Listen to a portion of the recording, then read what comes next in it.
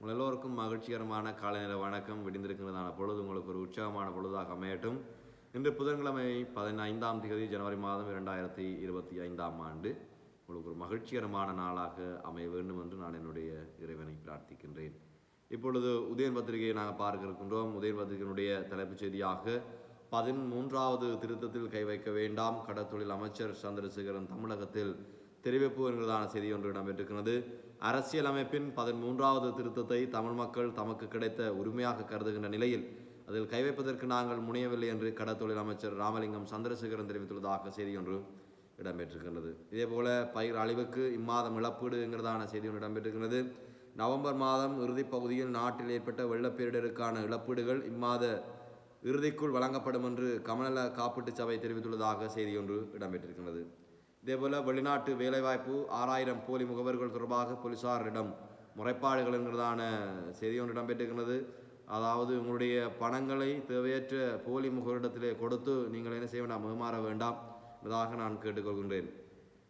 இதேபோல அனுரா விதித்துள்ள கட்டுப்பாடு வடகொரியாவில் கூட இல்லை, தயாசிரி ஜெயசேகர காட்டும் என்கிறதான செய்தி ஒன்று இடம்பெற்றிருக்கிறது. இலங்கையில் அமைச்சர்கள் மற்றும் ஆளுநருக்கான ஜனாதிபதியால் விதிக்கப்பட்டுள்ள கட்டுப்பாடுகள் வடகொரியாவில் கூட இல்லை என்று நாடாளுமன்ற உறுப்பினர் தயாசிரி ஜெயசேகர காட்டு தெரிவித்துள்ளதாக செய்தி ஒன்று இடம்பெற்றிருக்கிறது. இதேபோல ஜனநாயக தமிழ் தேசிய கூட்டணி செல்வம் எம்பிக்கு பதவி தலைமை பதவி என்கிறதான செய்தி ஒன்று இடம்பெற்றிருக்கிறது.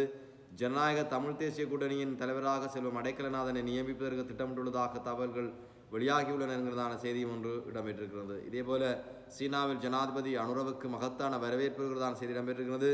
சீனா ஜனாதிபதியின் அழைப்பின் பேரில் சீனாவுக்கு உத்தியோகபூர்வ விஜயம் மேற்கொண்டுள்ள ஜனாதிபதி அனுரவுக்கு அங்கு மகத்தான வரவேற்பு வழங்கப்பட்டுள்ளதாக செய்தி இடம்பெற்றிருக்கின்றது. இதேபோல இஸ்ரேலிய படையினருக்கு விசா வழங்க வேண்டாமாம் ஜனாதிபதி அனுரவிடம் வலியுறுத்துவதற்கான செய்தியும் ஒன்று இடம்பெற்றிருக்கின்றது. இதேபோல அரசியல் கைதிகள் என நாட்டில் வருமில்லை, நீதி அமைச்சர் கர்ஷன தெரிவிப்புங்கிறதான செய்தி இடம்பெற்றிருக்கிறது. அதாவது இலங்கையில் உள்ள சிறைச்சாலைகளில் அரசியல் கைதிகள் வருமில்லை என்று நீதியமைச்சர் தெரிவித்துள்ளார். அதேபோல அவர்கள் பயங்கரவாத தடைச்சட்டத்திலே கைது செய்யப்பட்டவர்கள் இருக்கிறார்கள் என்று அவர் தெரிவித்துள்ளதாக செய்தி இடம்பெற்றிருக்கிறது. இதேபோல தோட்ட தொழிலாளர்களுக்கு இனி மாதாந்த ஊதியம் சாத்தியங்கள் ஆராயப்படுவதாக பெருந்தோட்ட அமைச்சு தெரிவிப்புங்கிறதான செய்தியும் ஒன்று இடம்பெற்றிருக்கின்றது. இதேபோல் நாங்கள் பார்ப்போமா இருந்தால் சட்ட சிக்கல் தீர்க்கப்பட்டால் உடனே மாகாண சபை தேர்தல் ஆணைக்குழு தெரிவிப்புங்கிறதான செய்தி ஒன்று இடம்பெற்றிருக்கின்றது. இதேபோல மீனவர்கள் பிரச்சினை தீர்வுக்கான நடவடிக்கை ஸ்ரீதரன் தெரிவிப்புங்கிறதான செய்தி இடம்பெற்றிருக்கின்றது. இந்திய மீனவர்களின் அத்துமீறல்கள் தொடர்பில் முதலமைச்சருடன் பேசுவதற்கு சந்தர்ப்பம் கேட்டுள்ளேன். வெகு விரைவில் இந்த சந்திப்பு இடம்பெறும் என்று நாடாளுமன்ற உறுப்பினர் சிவஞானம் ஸ்ரீதரன் தெரிவித்துள்ளார். இலங்கை தமிழரசு கட்சியின் கிளிநொச்சி கிளையில் ஏற்பாட்டில் தைப்பொங்கல் நிகழ்வு கிளிநொச்சி அலுவலகத்தில் நேற்று நடைபெற்றது. அதில் கலந்து கொண்டதன் பின்னர் ஊடகங்களுக்கு கருத்து தெரிவிக்கும் போதே அவர் இவ்வாறு தெரிவித்துள்ளதாக செய்தியும் ஒன்று இடம்பெற்றிருக்கின்றது. இதேபோல 5 அமைச்சுக்களுக்கு பதில் அமைச்சர்கள்ங்கிறதான செய்தி இடம்பெற்றிருக்கிறது. தற்பொழுது ஜனாதிபதி அனுரகுமார நாட்டில் இல்லாத பட்சத்திலே 5 அமைச்சர்கள் பதில் அமைச்சர்கள் நியமிக்கப்பட்டுள்ளதாகவும் செய்தி இடம்பெற்றிருக்கிறது. இதேபோல உள்ளூராட்சி மன்ற தேர்தல் சட்ட வரைவில் பல திருத்தங்கள் அரசாங்கத்துடன் கலந்துரையாட எதிர்பார்க்கிறது எதிர்க்கட்சி என்கிறதான செய்தி இடம்பெற்றிருக்கிறது. உள்ளூராட்சி மன்ற தேர்தல் சட்ட வரைவில் பல்வேறு திருத்தங்கள் மேற்கொள்ளப்பட வேண்டி இருக்கின்றன. அவை தொடர்பில் அரசாங்கத்துடன் கலந்துரையாடுவதற்கு எதிர்பார்க்கிறோம் என எதிர்க்கட்சி நாடாளுமன்ற உறுப்பினர் தயாசிரி ஜெயசேகர தெரிவித்துள்ளதாக செய்தி இடம்பெற்றிருக்கிறது. இதேபோல துப்பாக்கி முனைகள் ஜுவதி கடத்தல் சிறுவர்கள் கைது என்கிறதான செய்தி ஒன்று இடம்பெற்றிருக்கிறது. கீகாலையில் உள்ள வீடொன்றுக்குள் அத்துமுறை நுழைந்து துப்பாக்கியை காண்பித்து மிரட்டி ஜுவதியை கடத்தி சென்ற குற்றச்சாட்டில் 2 சந்தேக நபர்கள் நேற்று முன்தினம் கைது செய்யப்பட்டுள்ளனர் என போலீசார் தெரிவித்துள்ளதாக செய்தி இடம்பெற்றிருக்கிறது. இதேபோல 20 தொடக்கம் 30% குறைக்கலாம் என்கிறதான செய்தி இடம்பெற்றிருக்கிறது. மின்சார கட்டணம் 20 முதல் 30% இடைப்பட்ட அளவில் குறைக்கப்பட வேண்டும் என மின்சார கட்டண திருத்தம் தொடர்பில் நாடளாவிய ரீதியில் முன்னெடுக்கப்பட்ட பொதுமக்களின் கருத்தறியும் நடவடிக்கையின் போது யோசனை முன்வைக்கப்பட்டுள்ளதாக செய்தி ஒன்று இடம்பெற்றிருக்கின்றது. இதேபோல நாங்கள் பார்ப்போமானால் நோய் தாக்கங்களால் அறுவடையில் வீழ்ச்சி விவசாயிகள் கவலை என்கிறதான ஒரு செய்தி ஒன்று இடம்பெற்றிருக்கிறது. இதேபோல வேட்பாளர்களுக்கான விமான சேவையால் 56 மில்லியன் லாபம் என்கிறதான செய்தி இடம்பெற்றிருக்கிறது. 2024ஆம் ஆண்டு ஜனாதிபதி தேர்தல் பிரச்சாரத்தின் போது ஜனாதிபதி வேட்பாளர்களுக்கான ஆகாய வழி போக்குவரத்து சேவைகளை வழங்கியதன் மூலம் இலங்கை விமானப்படையால் 56 மில்லியன் ரூபாவுக்கும் அதிகமாக வருமானம் ஈட்டப்பட்டுள்ளதாக இலங்கை விமானப்படை தெரிவித்துள்ளதாக செய்தி இடம்பெற்றிருக்கிறது. இதேபோல மிகவும் ஒரு துக்ககரமான செய்தி, கிணற்றில் விழுந்து குழந்தை சாவு என்கிறதான செய்தி இடம்பெற்றிருக்கிறது.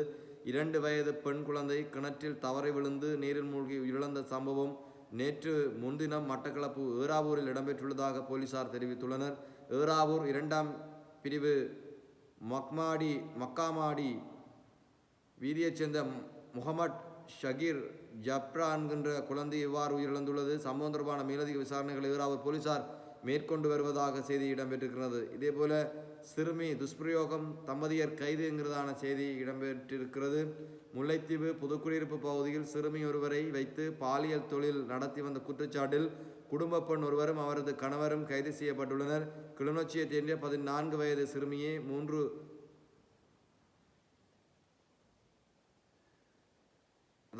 கிளிநொச்சியைச் சேர்ந்த 14 வயது சிறுமியை 3 மாதங்களாக இந்த குற்றச்செயலில் குறித்த தம்பதியினர் ஈடுபடுத்தியுள்ளனர் என விசாரணையில் தெரிய வந்துள்ளது. குறித்த சிறுமியிடம் சம்பவம் தொடர்பாக கிளிநொச்சி மருத்துவமனை போலீசார் மேற்கொண்ட விசாரணையில் குறித்த சிறுமிக்கும் கிளிநொச்சியில் ஒரு பெண்ணுக்கும் பழக்கம் ஏற்பட்டுள்ளது. அதன் பின்னர் பெண் மூலமாக புதுக்குடியிருப்பு பெண்ணுக்கும் சிறுமிக்கும் தொடர்பு ஏற்படுத்தப்பட்டு சிறுமிக்கு பண ஆசையை காட்டி பாலியல் தொழிலில் ஈடுபடுத்தியுள்ளமை தெரிய வந்துள்ளது. கைது செய்யப்பட்ட சந்தேக நபர்களிடம் போலீசார் மேலதிக விசாரணைகளை மேற்கொண்டு வருகின்றனர் என்கிறதான செய்தி இடம்பெற்றிருக்கிறது. இதேபோல வீதியை துப்புரவு செய்வதால் நாட்டை தூய்மையாக்க முடியாது சரத் பொன்சேகா தெரிவிப்பு என்கிறதான செய்தி இடம்பெற்றிருக்கின்றது. ஜனாதிபதியின் கிளீன் ஸ்ரீலங்கா செயற்திட்டம் வெற்றி பெற வேண்டுமாயின் ஒட்டுமொத்த மக்களும் ஒத்துழைப்பு வழங்க வேண்டும். சட்டத்தை முறையாக நடைமுறைப்படுத்தினால் மாத்திரமே அதன் இலக்கை அடைய முடியும் என்று நாடாளுமன்ற முன்னாள் உறுப்பினர் ஃபீல்டு மார்ஷல் சரத் பொன்சேகா தெரிவித்துள்ளதாக செய்தி இடம்பெற்றிருக்கிறது. இதேபோல பலத்த காற்று வீசக்கூடும் என்கிறதான செய்தி இடம்பெற்றிருக்கிறது. நாட்டின் கரையோர பிரதேசங்களில் பலத்த காற்றும் கடல் கொந்தளிப்பும் இருக்கும் என வானிலை ஆய்வு மையம் எச்சரிக்கை விடுத்துள்ளது. கொழும்பிலிருந்து புத்தளம் மற்றும் மன்னார் வழியாக காங்கேசந்துறை வரையிலான கடற்கரைக்கு அப்பால் கடல் பகுதிகளுக்கு செல்பவர்கள் எச்சரிக்கையாக இருக்குமாறு அறிவுறுத்தப்பட்டிருக்கின்றார்கள் என்கிறதான செய்தியும் ஒன்று இடம்பெற்றிருக்கின்றது. இதேபோல் நாங்கள் பார்ப்போமாக இருந்தால் இந்த வருடத்தில் இதுவரை 2045 டெங்கு நோயாளர்கள் என்கிறதான செய்தி இடம்பெற்றிருக்கிறது. நாடளாவிய ரீதியில் இந்த வருடத்தின் இதுவரையான காலப்பகுதிக்குள் சுமார் 2045 டெங்கு நோயாளர்கள் பதிவாகியுள்ளார் என தேசிய டெங்கு கட்டுப்பாட்டு பிரிவு தெரிவித்துள்ளதாக செய்தியும் ஒன்று இடம்பெற்றிருக்கிறது. இதேபோல கோர்ட் ஆட்சியில் ஜனாதிபதி ஊடக பிரிவில் முறைகேடுகள் என்கிறதான செய்தியும் ஒன்று இடம்பெற்றிருக்கிறது. இதேபோல பைடன் பிரியாவிடை என்கிறதான செய்தி இடம்பெற்றிருக்கிறது. அதாவது அமெரிக்க அதிபர் ஜோ பைடன் இந்த பிரியாவிடை மேற்கொள்ள இருக்கின்றார் என்கிறதான செய்தியும் ஒன்று இடம்பெற்றிருக்கின்றது. இதுவே இன்றைய உதயம் பத்திரிகையினுடைய செய்தியாக கருதுகின்றோம். நாளை உங்களை சந்திக்கும் வரை நன்றிகள் கூறிவிட வருகிறேன். நன்றி, வணக்கம்.